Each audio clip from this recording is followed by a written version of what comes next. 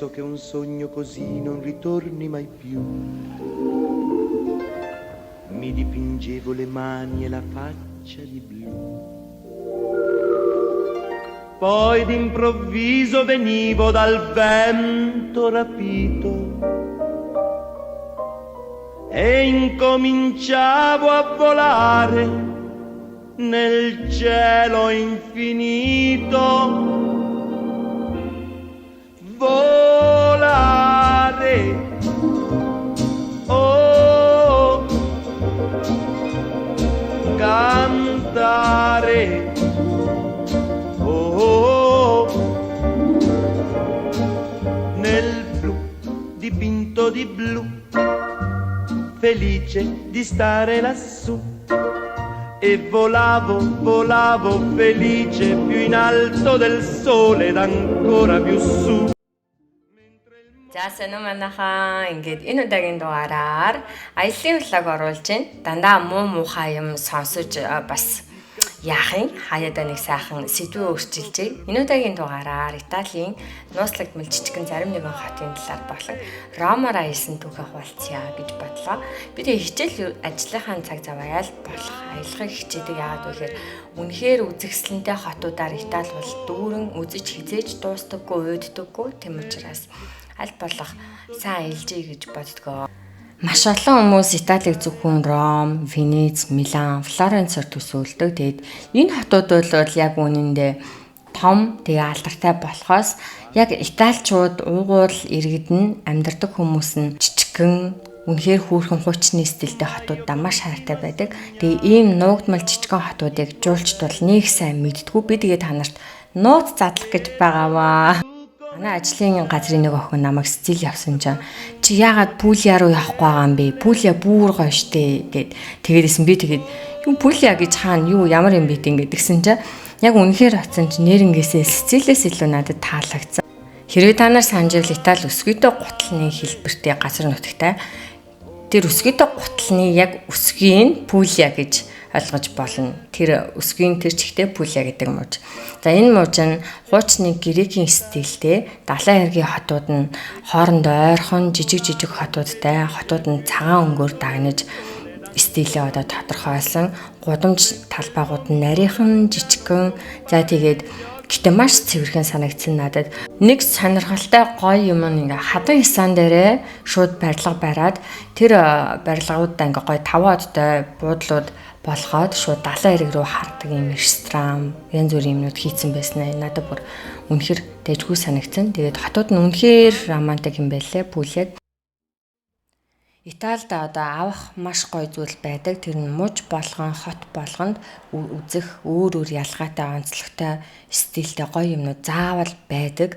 За ингээд Комогийн талаар арай дэлхийн алдартай одууд баян хүмүүсийн Комод орд хааш худалдаж авдаг нь бол угаасаа шалтгаантай байсан юм байлээ. Би хүртэл очичоод за энэ тал амьдрий угаасаа нүүж ирээгээ шийдээд байрны түрээс харсан чинь жинхнээсээ амар үнэтэй ээж таараа тэгээд нүгээгүй. Тайван дээрээс нь байгальд дуртай амьдралын хэм маягтай хүмүүс бол Комод ирүүл зүгээр л диважан. За тэгээд нөгөө орчин үеийн амар том нүсэр хот матуудаас залхсан хүн бол Комод ирээд зүгээр ингээд амьдрахад бол үнэхээр романтик, дэгжин, тайван, цэвэрхэн зүгээр л надад бол зүгээр би яг хэлэхэд бол яг амьдрах газраа сонгоо мөнгө зүйн хамаагүй байвал би хамгийн түрүүнд Комо гэж хэлнэ. Тэгээ хурмаа хийвэл Комод л хий гэж бас бодсон. Би арай олон юм хүсээд байна уу да гэхгүй. За болно доо. Тэгээ санаж явахад бүтнэ гэж. Өөр нэг таалагдсан зүйл нь ерөнхийдөө нуурын нэг захаас нөгөө зах хүртэл олон зогсоол гаргаад зогсоол болгон дээр завнууд очиж зогсдог. Завны бүр сонголтуудтай. Тэгээд үнэн хямдхан хүртээмжтэй хурдан юм байлээ. Тэгээ хүмүүс бол баг тэр завнуудыг ингээд худалчгүй автобус шиг ашиглаж байгаа. Одоо ажил руугаа явхад эсвэл гэрлүүгээ явхад ингээд завын цугаал явчихдаг. Тэгэл зогсоолдороо буугаад цаашаага алхаал үзмэр байгаа юм уу. За тэр нь бол энэ завнуудад суугаад энэ нуурыг тойроход бол ямар ч асуудалгүй юм байлээ. Гэхдээ цаг агаараа аягүй сайн сонгож явах хэрэгтэй юм шиг санагцсан. Гэхдээ бүрхэг өдөр очисон ч гэсэндээ угаасаа л романтик газар болохоор үзэж харах юмтай дэжгүй санагцсан. Тэгээд нэг баранд орж суугаад кофе уугаад бас нэг цаймаа авч уусан чинь боломжийн үнэтэй санагдсан. Нэг үнэтэй үл санагдаагүй. Миний хувьд бол дэлхийн хамгийн гоё хот дээрээс нь хамгийн үзэх юм ихтэй, түүх ихтэй, хизээж уйдахгүй хот бол Ром, Италийн нэрслэл.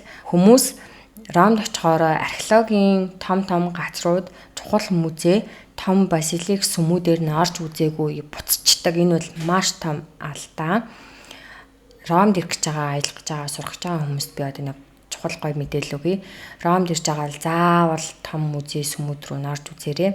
За ингээд Рома пас гэдэг нэртэй карт байдаг. Тэр картыг 3 юм уу 2 хоногоор эсвэл 4 хоногоор авч болно. За ингээд онлайнаас сайтаас худалдаж аваад картаараа төлцдөг. Би ийм карт авсан 2 хоногийн хугацаатай. Энэ картаар автобус траманд үнгүй сууж болно. За дээрээс нь Ромын ихэнх музей энэ картаар үнгүй үзэж болтгийм байлээ шууд карта үзүүлэл орчдөг. За тэгээ Колосеог үзэж байгаа бол энэ картан дээр нэмээд 2 евро төлчвөл үзэж болтгийм байлээ. Гэтэ Колосео болон Форо Романо Ватиканы төв музейг үзэх гэж байгаа бол нэлийн олон хоногийн өмнө заавал онлайн сайт дээрээс нь орж цагаа захиалж үзээрэй гэж зөвлөе. Италичууд Ромын талаар ярихаараа ингээд айгүй их сэтгэл нь хөдлөж ярьдаг. Тэгээд би одоо бас өөрөө Ромын талаар ярьсан чи айгүй их сэтгэл хөдлөөд байна. Манай Италийн багш хэлчихсэн аахгүй надаа Ромд очихоор ингээд годамж болгонд нь хит хитэн музейд харалтдаг гэсэн. Тэр бүр яг үнэн байсан. Хот нь өөрөө бараг музей болсон. За дэлгэцэн дээр Колосеог татаж харуулж байна. Форо Романогоос.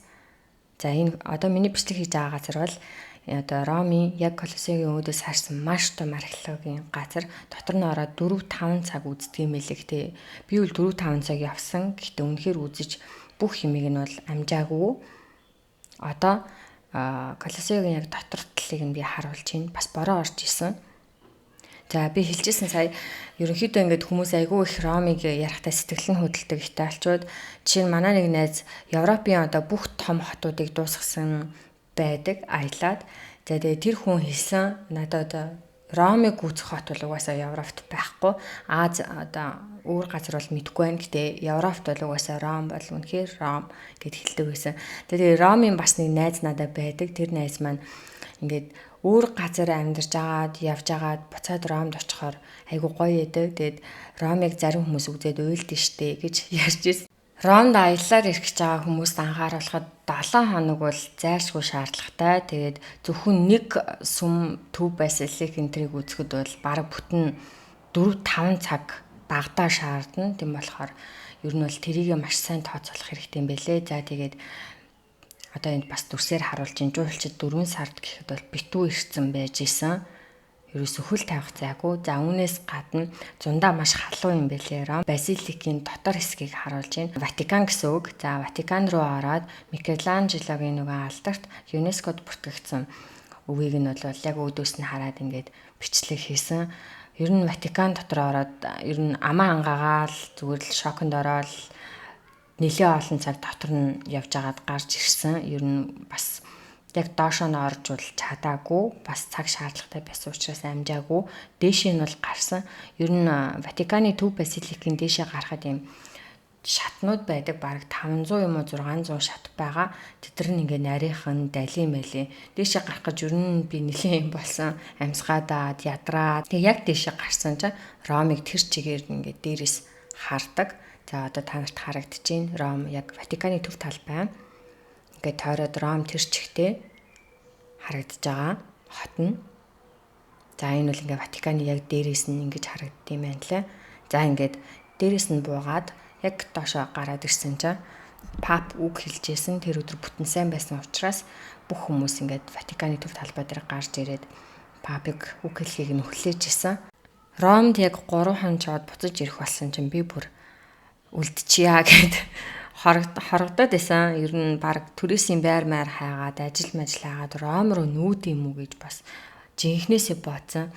Тэгээ үнэхээр угаасаа Ром руу нүү гэхээр нөгөө нийслэлд амьдрах чинь бол бас нэлийн стресстэй штэ тийм болохоор тэр шийдвэртээ бол одоогоор эргэлзэж байгаа. Гэтэ би одоо дахиад Ром явна гэж бодож байгаа.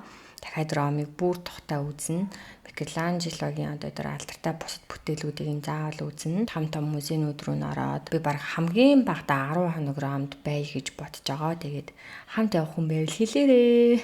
Миний аялын влог таалагдсан гэж итгэж байна. Та нар маань ажил амьдралынхаа хажуугаар өөртөө цаг гаргаж заавал аялаж байгаарай. Дараагийн дугаараар уулзцаая.